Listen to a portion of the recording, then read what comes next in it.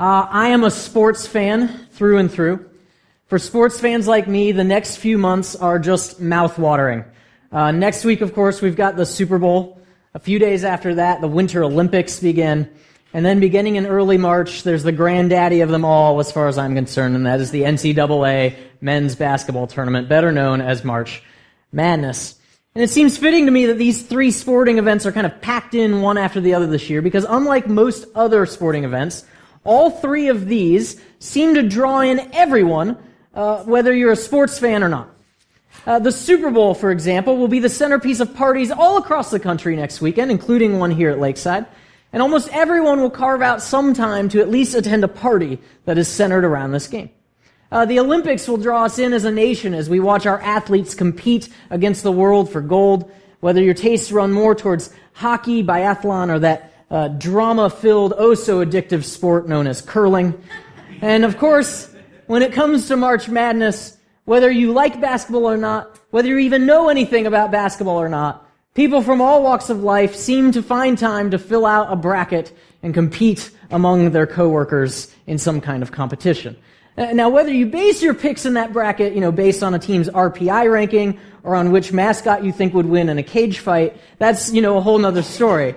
But it seems like whether you're a sports fan or not, March Madness, like the Super Bowl and the Olympics, has a way of drawing all of us in to its drama.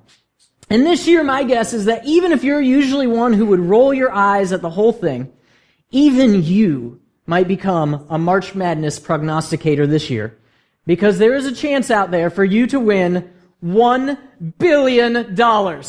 I kid you not, this year, in honor of March Madness, billionaire investment guru Warren Buffett is offering a $1 billion grand prize to anyone who can predict a perfect NCAA tournament bracket.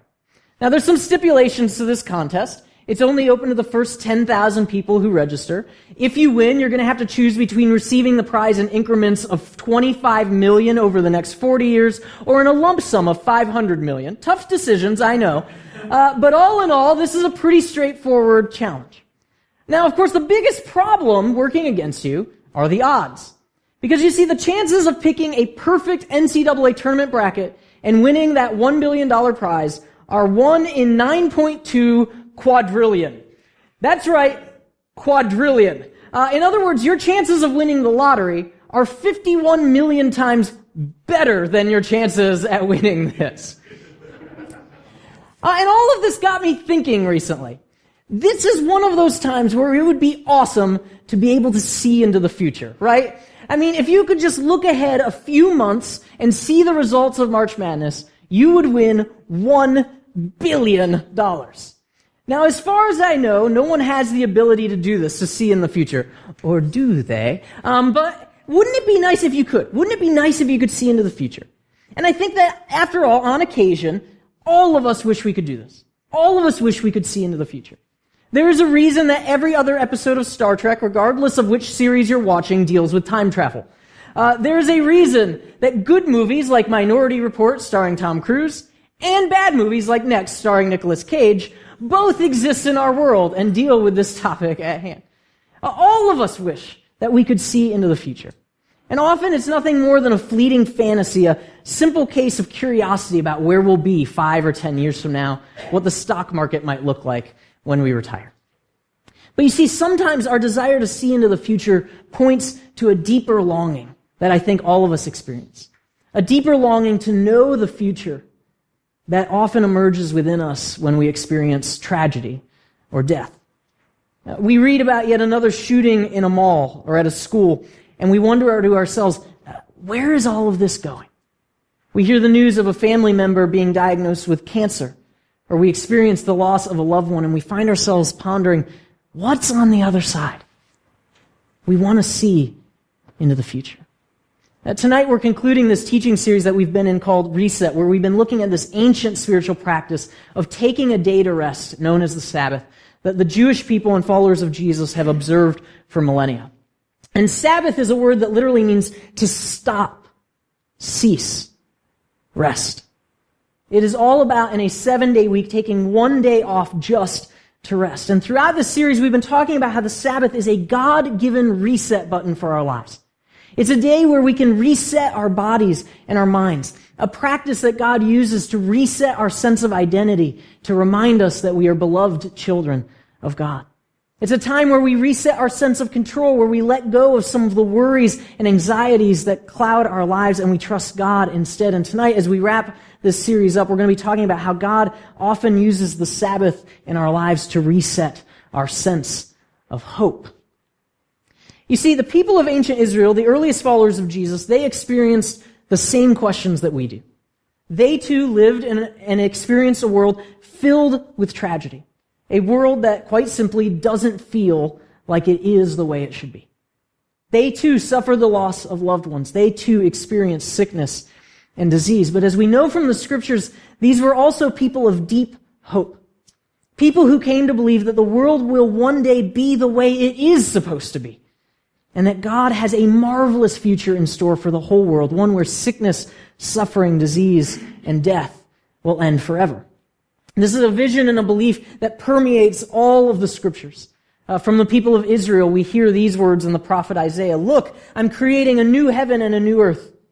No one will ever hear the sound of weeping or crying in it again.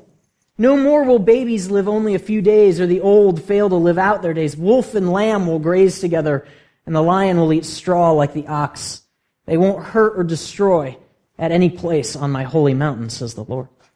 From the earliest followers of Jesus, we see a similar vision in the book of Revelation. "Then I saw a new heaven and a new earth. I heard a loud voice from the throne say, 'Look, God's dwelling is here with humankind. He will dwell with them, and they will be his people. God himself will be with them as their God. He will wipe away every tear from their eyes. Death will be no more. There will be no mourning, crying, or pain anymore, because the former things have passed away.'" And for both the people of ancient Israel and for the earliest followers of Jesus, the Sabbath, this day set aside for rest, it became a day to remember the future. It was a day where, in the midst of a world that so often reminds us that it is not the way it's supposed to be, you would take time to remember visions of the future like this. You remember the future. In the midst of the tragedy and death of our own world, they believe, and I believe, that the Sabbath is this day that God can use to reset our sense of hope. In the midst of tragedy and death, the people of ancient Israel, the earliest followers of Jesus, they took time to rest. They took a day to face the reality that the world isn't the way it's supposed to be, head on. They felt that weight, and they allowed God to shape their lives in the midst of that. And as I look at how the people of ancient Israel, how the earliest followers of Jesus observed Sabbath in this way, took this time to rest, what I find fascinating about my own life is how often I do exactly the opposite of them. I'm a big Law & Order SVU fan. Don't hold that against me. I was watching an older episode, a rerun the other day. One of the detectives shot someone, and this tragedy left her shaking and weeping towards the end of the episode. And so the captain calls her into the office and says, "Why don't you take some time off?" But her words are this. She says, "What I need right now is to get back to work." I once saw an interview with Woody Allen, the great filmmaker who's known for his insane levels of productivity. This is a guy who writes and directs a film every single year, which is incredible in and of itself. But he also plays in a jazz ensemble every Thursday night. He works on Broadway productions on the side. He writes for The New Yorker, and he does about 1 billion other things as well on a regular basis. And in this interview, Woody was asked, "Why do you work so much?" And he laughed. And then he paused for a moment.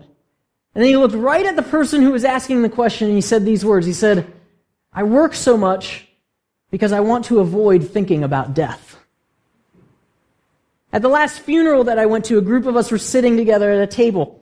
None of us knew the person who had passed away. We were there to support a friend. And as soon as the funeral was over, we all stood up. We kind of looked awkwardly around at one another and then down at our watches. And then finally, after a few more moments of awkward silence, someone spoke out loud what all of us wanted to say. "Well, I guess I should get back to work." You see, our work, our busyness, has often become a way for us to avoid thinking about tragedy and death. We are people who are created to do work, but all too often we don't do work out of enjoyment because we're drawn to it. Instead, our work becomes a way of distracting ourselves from something else. It becomes a way of distracting ourselves from the reality deep in our souls that we feel and we know that our world isn't the way it's supposed to be. We stay busy to avoid hard questions. We stay busy to numb ourselves from the depth of pain that exists in our world and sometimes even in our lives. And instead we just get back to work. I mean, sometimes we shake our heads or we say, how sad. But rarely, if ever, do we do what the people of ancient Israel and the earliest followers of Jesus did, which is take time, carve out time to reflect on the state of our world and to remember the future that God has in store for it. And for those of us who follow Jesus with our lives, this is impacting us. Jesus says, don't worry about your life. But we worry about that all the time. The Apostle Paul writes, don't be anxious. But we're always anxious. And we worry and we're anxious with good reason because the world isn't the way it's supposed to be. Tragedy and death all too often do surround us. You see, I don't think the problem is that we worry or that we're anxious. There's good reason to be those things. The problem is that we never deal head on with those worries or those anxieties in our life by taking time to rest and remember the future. By taking time to allow God to reset our sense of hope. Instead, we just busy ourselves in an effort to try and avoid the awkwardness of it all. You see, the people of ancient Israel, the earliest followers of Jesus, they worried about life too. They were anxious as well. But they took time to remember the future. They observed the Sabbath to reset their sense of hope. And that practice shaped their lives, and it led them into the world as agents of God's kingdom in a way that I think if we're really honest with ourselves, we struggle to embody the way that they did. But you see, they didn't just observe the Sabbath as a time to remember the future, to think about these visions of the future, because it's a good idea to do that. That's true, I think. But for them, it was rooted in something deeper. For the people of ancient Israel, for the earliest followers of Jesus, they observed the Sabbath as a time to remember the future because the Sabbath, this seventh day, this day of rest, became a way to even talk about the future that God has in store. It became a way of talking about their expectation that one day the world is going to be healed. And to understand how that came about, how the Sabbath day became more than just a time set aside for rest, just a time set aside to remember the future, but this way of even talking about what the future looks like. We have to go back to one of these texts that we started this series with, which is Genesis chapter 2. And there we read this. It says, on the sixth day, God finished all the work that he had done. And on the seventh day, God rested from all the work that he had done. God blessed the seventh day and made it holy because on it God rested from all the work of creation. This is where the spiritual practice of Sabbath gets its start.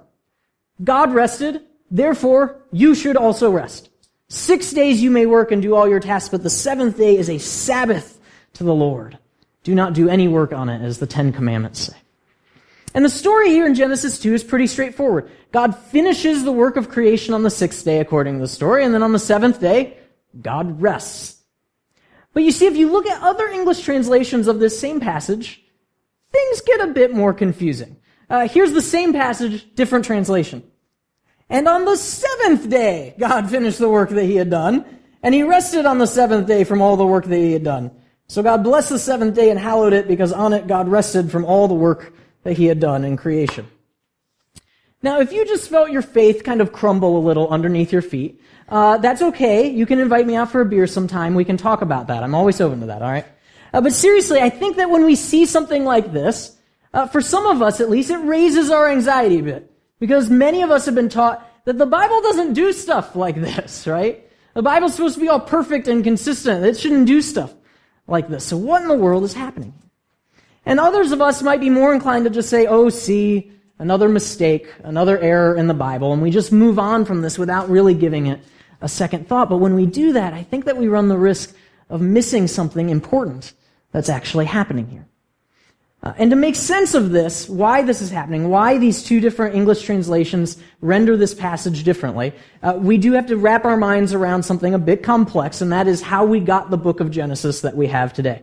So let's put on our professor hats and hang with me, all right? You see, contrary to how some Christians see it today, the Bible did not just fall out of the sky and come to us. There is not some complete, original, ancient, perfect Bible sitting in the Smithsonian archive somewhere that's been turned into a PDF that we now carry around with us as books, right? I mean, this isn't what happened. In fact, the original version of Genesis is long gone. We don't have it. No one has it. Paper, ink, all of these things that we take for granted today weren't nearly as good in the ancient world as they are in our time. And so for the biblical books to get handed on from generation to generation, scribes would have to copy the original text by hand.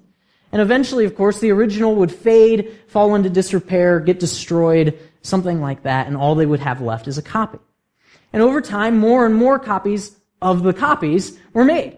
Because you see, if you wanted to take the book of Genesis to a different country with you, you would need to take a copy with you. You can't just email it to someone in the ancient world. And that copy had to be made by hand, okay?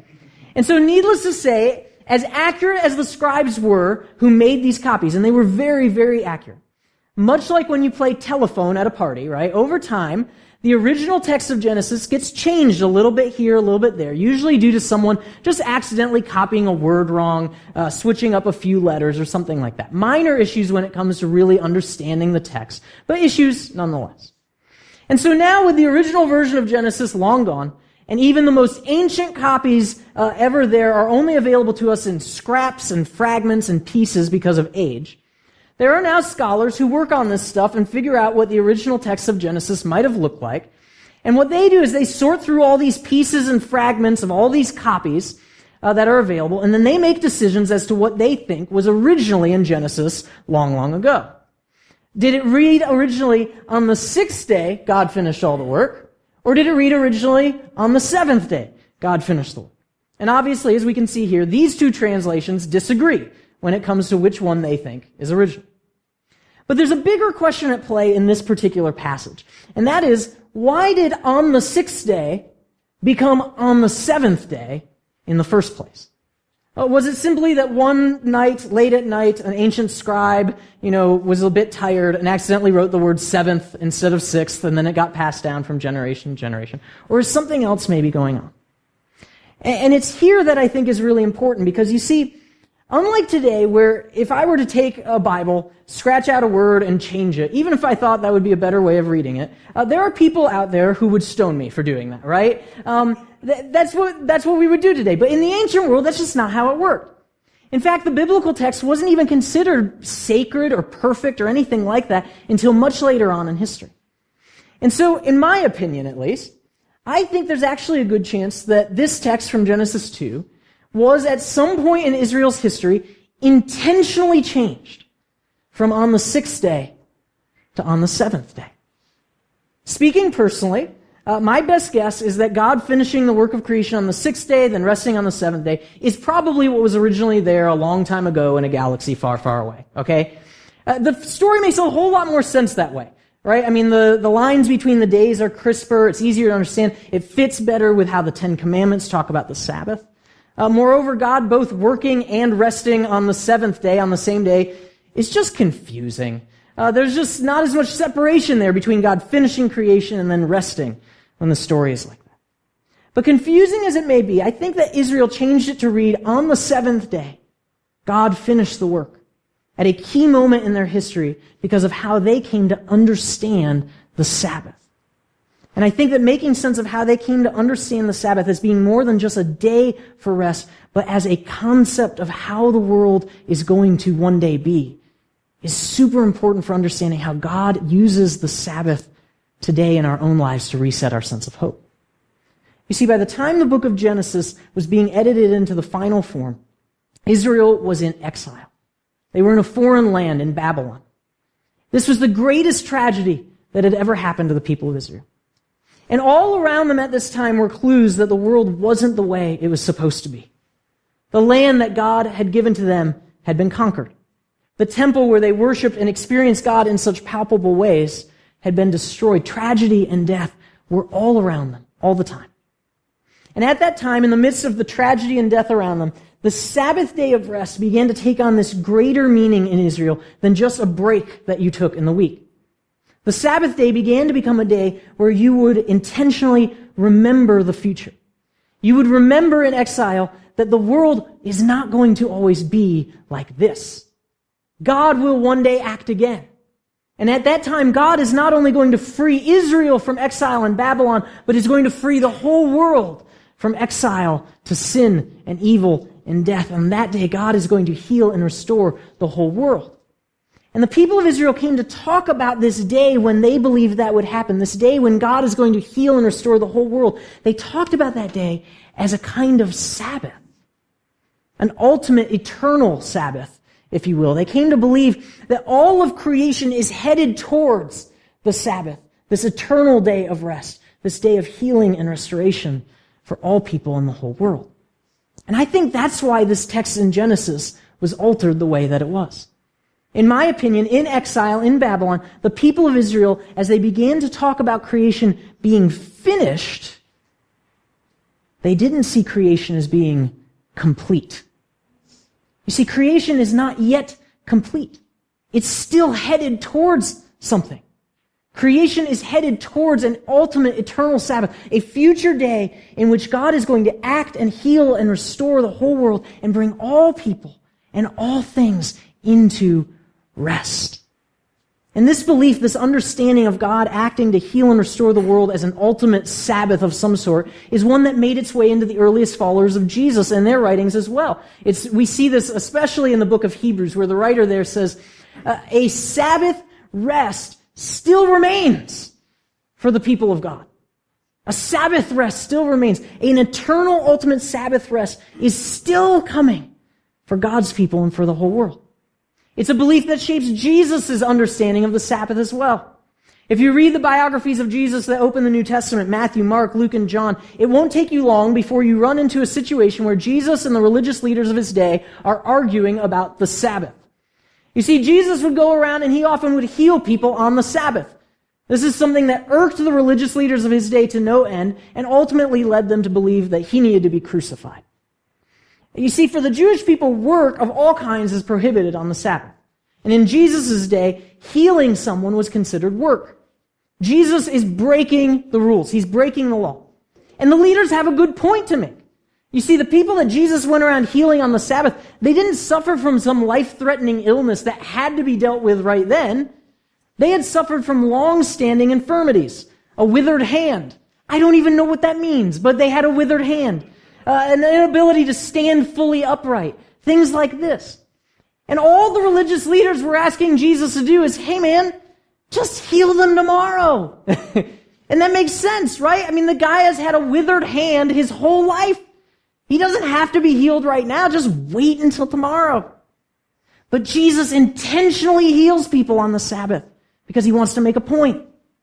You see, the Sabbath as a practice is this day of rest. It's a day where you don't do work. And Jesus, as a pious Jewish man, observed that day. Absolutely. But like Israel in exile, Jesus understood that this idea of Sabbath points to something bigger. The Sabbath is representative of an ultimate, eternal Sabbath that's coming, a day when God is going to act and heal and restore the whole world and bring it to rest. And with that bigger picture in mind, Jesus goes around and he's healing people on the Sabbath. He's pointing out to the religious leaders how they've observed the practice of taking the day of rest perfectly, wonderfully well. But they've missed the concept. Jesus seems to be saying, yes, the Sabbath day is a day of rest. It's a day to remember the future. It's this day to remember that God is one day going to act to heal and restore the whole world. So what better day to heal someone? What better day to repair someone's withered hand? Because one day a Sabbath, an ultimate Sabbath, is going to arrive, and with it the whole world will be brought into rest. Sickness, disease, sorrow, and death will be gone forever. The Sabbath is there to remind us of that. And so Jesus is like, in case you've forgotten that, bam, withered hand healed, right? Jesus is saying to them, this is what that Sabbath is going to look like. Healing, wholeness, and rest. For ancient Israel, for the earliest followers of Jesus, and for Jesus himself, the Sabbath day was a day of rest, absolutely. But on that day of rest, part of what you would do, at least on occasion, is you would remember the future. You would take time to be aware that the world isn't the way it's supposed to be. And you would recall what God has promised, which is a future world where suffering, sickness, disease, and death are gone forever. And it became a day to embody that future as well. Jesus heals people on the Sabbath. In Israel, everyone is included in the Sabbath. Exodus 20 says, "Remember the Sabbath day, treat it as holy. 6 days you may work and do all your tasks, but the seventh day is a Sabbath to the Lord your God. Don't do any work on it. Not you, your sons or daughters, your male or female servants, your animals, or the immigrant who's living with you." In Israel, everyone's involved in the Sabbath. The Sabbath is the one day every single week where everyone in Israel got to rest. It was a day of radical equality. Servants, men, women, children, even animals get to rest. And it's a way of anticipating and proclaiming that one day God is going to bring in an ultimate Sabbath where everyone gets to rest. Every 7 years, the people of Israel would release their slaves and they would cancel all debts. Again, it's a way of anticipating this ultimate Sabbath where slavery in all of its various forms will come to an end, where debts of all kinds will be forgiven. And for followers of Jesus too, observing the Sabbath day was this way of proclaiming to the world that God's ultimate eternal Sabbath is one day to arrive. They would take time to reflect on the work of Jesus, his life, his death, his resurrection, his coming again. And by doing that, the earliest followers of Jesus in the Roman Empire would rest and proclaim to the world that God, not Caesar, God will one day bring in ultimate rest and eternal Sabbath. Their observance of Sabbath was a time to remember the future. It was a time where they allowed God to reset their sense of hope, and it invigorated their faith. It inspired them to go work in the world. It re-energized them physically, emotionally, and spiritually. And I think that's what it's supposed to do for us as followers of Jesus today as well. The Sabbath is a God-given reset button for our lives. At its most basic level, it is simply about taking time to rest and rejuvenate. And don't misunderstand, that is super important. In a world where being busy is a badge of honor, we need to rest. We absolutely need to rest. But for followers of Jesus, the Sabbath is about more than just a day to sleep in. It's about taking time, it's about carving out time for God to work in our lives. It's about taking a day so that God can reset our sense of identity and remind us who we are. About taking a day where God can reset our sense of control, where we can face the anxiety of uncertainty and put our trust in God instead. It's a day where God can reset our sense of hope, where we take time to remember the future, this eternal Sabbath that God has in store for the world. And on that day, we are to be renewed in our hope and our faith that, as the book of Revelation says, one day we won't hunger or thirst anymore. No sun or scorching heat will beat down on us, because the Lamb who is in the midst of the throne will shepherd us. He will lead us to the springs of life-giving water. And hear this, God will wipe away every tear from our eyes. Now, no, we don't do all of these things. Reset your sense of identity, reset your sense of control, reset your sense of hope, all on the same Sabbath day. That would be kind of busy, right? And sometimes, quite frankly, again, what we really need is a box of chocolates, a bottle of champagne, and a day at the spa. That's not what I need, but that might be what you need. And that's perfectly fine. I don't think there's anything wrong with that whatsoever. There's nothing wrong with just resting. But for followers of Jesus, as we begin to practice the Sabbath more regularly, which I hope that you will seriously consider doing because we've done this series, the Sabbath should take on a deeper meaning for us as well. A day where God can renew and restore our lives physically, emotionally, and spiritually. Where we take time to be reminded who we are as beloved children of God. Where we let go of at least some of the worries and fears that we experience in our life for at least a little while. And where we intentionally remind ourselves that our faith is one that does not accept the world the way that it is, but believes in hope that God will act through us and beyond us to heal all of its wounds and to wipe away all of our tears. And one of the practices that the earliest followers of Jesus observed to remember the future, to reset their own sense of hope, was this practice known as communion. Now, whether they did this on the Sabbath day or on a different day, that's still a debated question. No one really knows. But either way, communion was a moment that they would carve out in time to face the tragedy that so often colors our world. After all, a prophet who healed the sick and proclaimed good news to the poor was crucified on a Roman cross. I mean, what greater example of the world not being the way it's supposed to be do we need? And when we, like those earliest followers of Jesus, partake of the bread and wine that's representative of Jesus' body and blood that was broken and poured out on the cross, we take time, we carve out time to remember his death, to acknowledge the reality that the world isn't the way it's supposed to be. We take time to feel and experience the tragedy that exists in our world and in our very own lives. And it's a moment that we carve out to remember Jesus' words where he says, I tell you, I won't drink from the fruit of the vine again until God's kingdom has come. In other words, the next time I drink wine is going to be when God's kingdom is here. And communion is this practice that points us forward. It reminds us of the future, this ultimate Sabbath, when God's kingdom will arrive in full, when the whole world and all of us will be healed, restored, and renewed, where death, sickness, sorrow, suffering, and disease will end, where the world and our lives will finally arrive at rest. At Lakeside, everyone is welcome to participate in communion, regardless of your sexual orientation, your gender identity, even where you're at in your own spiritual journey. Everyone is welcome to God's table here. And of course, if you don't want to participate this evening, that's totally fine too. We want you to be comfortable. When we do communion, we keep things pretty simple. In just a moment, I'm going to pray for us. After that, the band will play some music in the background as we come forward, take a piece of the bread, dip it in the cup, and then you can eat that whenever you're ready to do so. And during this time, maybe tonight you want to step in a little bit into that anxiety that all of us experience when it comes to tragedy and death in our world. Maybe this is a time where you can take stock of where you're at, where you can remember Jesus' death, the reality that the world isn't the way it's supposed to be, and to feel that a little bit more than we normally do when we're trying to run away from it all the time. Maybe tonight you want to use this time to be reminded of the future, to remember that there is coming a day when Jesus will drink wine with us again, an eternal Sabbath, when all will be healed and restored. And maybe you want to use this time tonight to allow God to reset your own sense of hope as you head into a new week. Whatever you choose to reflect on this evening, take this mini Sabbath moment to rest.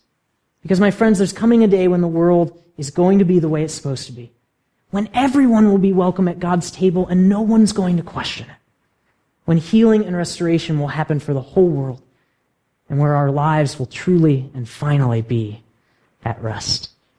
Let me pray for us this evening.